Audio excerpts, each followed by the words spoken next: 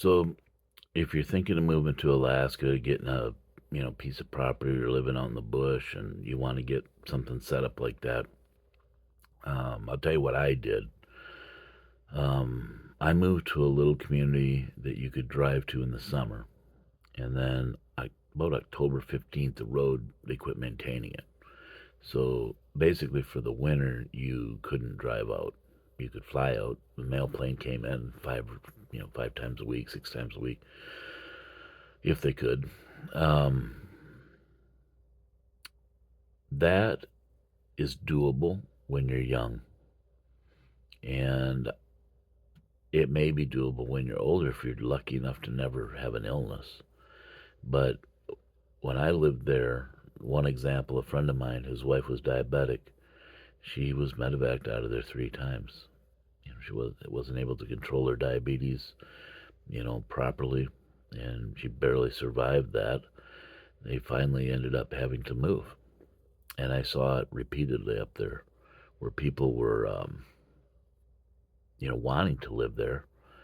And when you move up to a place like that, a lot of people think this is the place I'm going to live the rest of my life. And I just found that it often couldn't be. And a lot of these people didn't have a good backup plan. A lot of them don't have much money. Um, I knew a couple that lived, I think they were 13 miles in the bush from this little town. They hadn't been to Fairbanks, a big town, big city, in 21 years or something like that. They just stayed in the bush.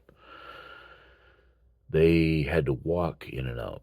The trail was over a lot of like muskeg, and if you rode an ATV over it in the summer, once you bust a hole in that and it lets it warm up, it just becomes a mess. It just keeps opening up because it's permafrost underneath. So that moss layer on top is like an insulating layer. So they could not run in and out in an ATV. In the winter, they could, I guess, with a snow machine, but they didn't have that. They pulled a sled in the winter in and out. In the summer, they put stuff in a backpack and hauled it in and out. So it was an okay place for young people. They didn't own the place they built. They didn't have permission to be there. They lived there for maybe 2 decades. Um, they didn't want to take Social Security. They didn't. A lot of people in the bush are anti-government, and so they don't want anything to do with Social Security. They don't take the Alaska Permanent Fund money. They don't take anything government. A lot of them got rid of all their documentation, even like their Social Security cards and stuff like that. They're very anti-government in some of these places. Well, this couple started to have some health problems. They got older, and they came to town. There was a clinic there, and got treated. But then they had to go back, walk back into their place, 13 miles through the bush. Well, finally they were talked into taking their Social Security, and then they got an apartment in this little town I lived in, and that made their life a lot easier. Still, they're still a long ways. This is 8 hours from Fairbanks. It's 4 hours to a clinic with a doctor. In the summer, in the winter, you can't even do that. You got to just take a medevac or take the mail plane in or a medevac. There's a clinic in this little town, but they didn't have a doctor. He could consult with a doctor, but he was very good at knowing when to medevac you, basically. So when you live in places like that, everything's harder to do. Um, you can get your supplies in. I got supplies, in a couple different places that were like 4 hours away. But to get the really good deal, really good prices, I had to drive 8 hours to Fairbanks. And that's, 8 hours one way. It was almost 400 miles. And that's a lot of fuel, hauling lumber, things like that. It's doable. And it's a lot cheaper than a fly-in only place. I could at least haul all my stuff in. I didn't have to barge it in, up the river on a barge and pay someone else to haul it in for me. So on one hand, it was a lot cheaper to live there than in other places in Alaska. Most places in Alaska, most of the little towns and villages, you have to fly to. That's the only way to get there. And I wouldn't really recommend most people doing that. That's a very difficult way to live in Alaska. And so, in my opinion, um, if I was going to do it over, and if you want it to be like the final place where you live, you want to live there the rest of your life, which I think you should go into thinking that way, and it'll benefit you if you don't, because you can more easily sell your place. But what I would do is I would live on the road system, the year-round road system, that is within a couple hours of a hospital. And that, one thing you'll find out when you drive out of Fairbanks, let's say you're going towards the Canadian border, in about 15 minutes out of Fairbanks, 20 minutes, you're going to get to North Pole. About 5 to 10 minutes after that, you're going to go past the Air Force Base. When you drive past that, the number of cars you see is going to drop dramatically. And you're going to soon feel like you're in the middle of nowhere. Within 30 minutes of North Pole or Fairbanks, 30 to 40 minutes, you're going to feel like you're in the middle of nowhere. So if you drive an hour or two, you can really be remote. You can get off that main road and on a side road and then a piece of property somewhere, and be very, very secluded and remote. And yet, you can get to town. And if you're near Fairbanks, you can get to town and get groceries cheaper than all of these bush towns. Fuel's cheaper there. Everything's cheaper there. You can go to a doctor. You could get a flight. You could get a flight that's at international airport. So, you've got, if you go down around Anchorage, you're going to find there's a lot more people everywhere. Like Anchorage, like 280,000 people in Anchorage, in the city. Half of the state population of Alaska lives around Anchorage. Anchorage to Wasilla, that's like the Matanuska Valley area. That area contains half the state population. There's 730,000 maybe in the state of Alaska, so half of them live right around Anchorage. Fairbanks has 32,000, something like that. Now the borough, Fairbanks North Star borough, has about 100,000, but that's a huge area. Includes a lot of villages and all the outlying areas, but I would recommend being where you can get on the highway, even if it's a 4 or 5 hour drive. At least you can drive to a hospital. When I was in a little town's called Eagle, it was 8 hours to get to a hospital, a real hospital. Only in the summer, or you were flying in a bush plane. The mail plane tried to come in 5 times a week. It was weather permitting. It almost never got there 5 days a week. Maybe in the summer it did, but anyways, that's what I would recommend. I wouldn't haul a ton of stuff up there. One thing I did before I moved up there is I would buy things. I had like my park. I had like an extreme sleeping bag. I had a chainsaw. And there were things I knew I was going to drive up, so I knew I could take some stuff. And the reason I did that was because I needed to mentally prepare myself to leave a very high-paying job. I had a really good union job in Michigan that I was going to have to walk away from. So I didn't want to leave there and go to Alaska and not be prepared. And I knew the more I prepared before I left, the easier it would be for me to take that leap. And so for that reason, if you want to start preparing, you can do that. I had bought certain guns that I wanted to take to Alaska. Um, I bought quite a few things that I wanted to take to Alaska, tools and things like that. But you just have to remember, you got to haul it all up there, and you're probably not going to save that much money doing it like that. The only reason I suggest doing some of that is because you'll feel better about taking that leap. You'll feel more prepared when you do take that leap. And what I would tell you about Alaska is you don't need to know how to do everything, especially if you're in a small community. If you go to a small community, you know, you don't have to be outgoing. Like a lot of people that move to Alaska are introverts. They're not looking, they don't like being around people. You're going to meet a lot of people like that. But those people are going to make great friends because they'll understand you.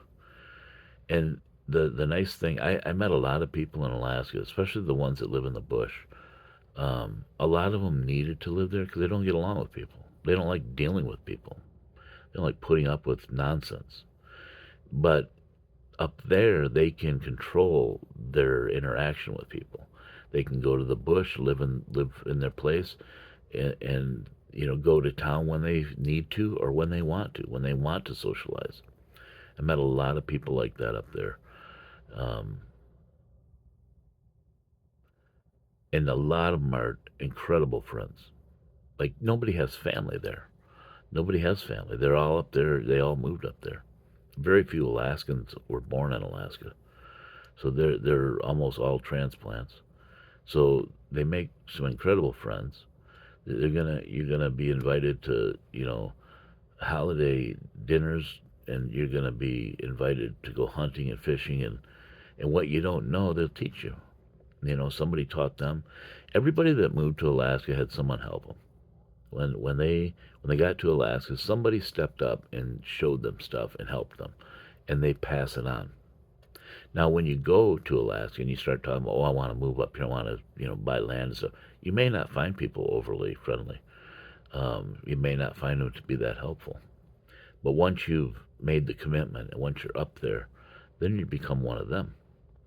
Then it's like, I'll give you another example. People help each other. There's people that don't like each other that help each other. I knew two couples. They were the only people around. They lived on the 40-mile river. They didn't like each other. They didn't socialize, even though they were the only ones there. They didn't socialize, didn't do anything together. But they both independently told me, if that person needs help, I'm there to help them. Like that, there's a duty involved in living in Alaska. There's a duty to take care of each other. When you see someone, you say, well, that could be me. When you live in a place like that, you realize there's a lot of stuff that you can't always control. You can't always you can't control the weather. You can't control the animals. You can't control other people. So you have to rely sometimes on help from others. You always go into it to where you don't need that. But if you do need it, that's when the people step up and help you. One guy had in this little town I lived in, he had his cabin burned down. Um, Probably a wood stove issue, whatever. Something burned his cabin down. He was one of the what we would call the hippie, pot smoking hippie side. Then you had the other ones they called the teetotalers, the churchgoers, the people that didn't ever drink or do anything naughty, because they're church fearing, God fearing people. Well, this guy's cabin burned down. He's one of the hippie pot smoker guys, right? So the church had a cabin kit delivered to his property, and it just appeared. Here you go. So to put it together, it's from the church, and we'll help you build it if you need help. That's the type of community you have. You have people that are politically opposites that get along when they need to get along. Um, there's a motto in Alaska: "Live and let live." You know, I don't like your political views, but I don't wanna infringe on you because I don't want you to infringe on me. And there's a great respect in terms of that personal freedom. Alaska is the state with the most personal freedom. They have the least taxation. The cops aren't stopping you for a headlight out. They're not stopping you for a cracked windshield. They're worried about more important things than that. They want Alaskans, the government even wants you to feel free there. They're not. If you got a car with that's 8 years old, you can get a lifetime plate for it. They're not looking to steal from you or extort you every year.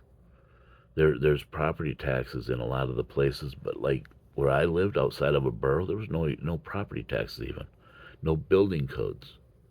If you're outside of a city limits, there's most often no building codes. So it's a state where you can feel free. And there are laws as far as hunting, but if you're in the bush and you need food, you just don't tell people what you do. If you need food, you go get it. Um, if you can abide by the law, they do. Give you an example. Caribou season. You know, if the caribou are along the road or easy to get, they'll go do it legally. They're not opposed to it, but they're not going to go spend hundreds of dollars to go get a caribou when they know they're coming in to the top of the summit that winter, and they can just go up on a snow machine and kill one. It's not in season, but they're not going to spend a ton of money to get it. They're living a subsistence lifestyle. They're living without a lot of money. And, they're just going to take the opportunity.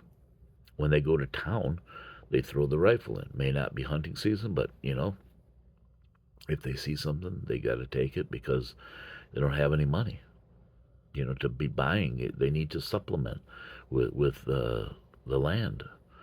They need to take what the land can give them. They don't abuse that. They don't waste that. They're not going to influence the population of things. There's not enough people there to do that. And the human footprint on Alaska is incredibly small. You look at that state, and the road system and the human population footprint is tiny, very, very tiny on that state. But when you want to move there, you need to think about things like I just mentioned. You also want to think about the type of weather that you want. The interior is very dry. It's dry in the winter. It's dry in the summer. The air is very dry. Not to say it can't be damp and rainy or whatever, but the Fairbanks or the interior area is going to get about 5 feet of snow. It's going to be dry, fluffy powder snow that you can't even make a snowball. In the summer, they're going to get a little bit of rain, but very little. It's going to be full sunshine, no darkness in the summer at all. In the winter, the shortest day is about 4 hours of daylight. That's hard for people. That's something to consider too. A lot of people leave Alaska because they can't deal with the darkness more than anything else. They can, you can wear the right clothing, you can have a warm house, you can get away from that cold. You can't get away from the depression and the darkness. And if you have issues with depression at all, it's going to get more. It's going to get worse in the winter in Alaska. It's just something that goes with the flow up there. So I would not recommend Alaska in the winter if you have any issues with depression. It will not get better up there. Alaska's not going to fix that problem. The darkness is going to probably make it worse. I was very lucky that was never a problem. I'll also say something else. I think that I never took it for granted that I wouldn't get depressed there. Because if I started having health problems, possibly marital problems, financial problems, other problems, if you have other problems going on, then the darkness compounds it. It makes it worse. It's a multiplier. So you need to keep that in mind. That's one of the big negatives with Alaska, is it's very hard on people mentally if they're not prepared for that. If you have any type of drinking problem, that can get worse up there because of the darkness and lack of things to do in the winter. So the interior is the most extreme in weather. as far as cold to hot. Summers are beautiful. 100 degrees is the record, but 70s is the norm, and very sunny. If you like a coastal environment, it's much wetter. Places like Valdez, they're getting 30 feet of snow, tremendous amounts of rain. Ketchikan, I think, is the record for the rain, 130 some inches of rain a summer, something like that. Just kind of crazy numbers. Um, if you like seafood, you want to be along the ocean, you know. And Kodiak is technically the warmest spot in Alaska, Kodiak Island. It's because their winters don't get super cold. Their summers don't get super warm though. That's the negative. And it's a very wet environment. If you're going up in the summer, if you're just going to be a summer resident, go up to work in the summer or something, the interior is hard to beat, really hard to beat. The coast is amazing when it's not raining, but it's raining a lot. So you wanna research the different types of weather up there, getting access to where you're gonna go. Um, if you're gonna build, you got to be able to get the lumber somewhere. If you have the skills and you get some land, you can utilize the trees right on your property. It's a lot of work, and there's that deadline. You'll this is a huge problem in the summer, okay? And it can mess you up because you can think you got time because it's beautiful, and you might go a week or two and not even have a sprinkle of rain, and it'll give you a false sense of security. Because what happens as summer progresses and as it starts to get cooler, the rains come. So if you haven't got it done, it gets a lot harder to get it done. So when you're in the middle of summer, you got to take advantage of it. If you don't, it's hard not to take it for granted because you have so many days where it's not raining, where it's beautiful every day. It's like 70. It's like perfect working weather.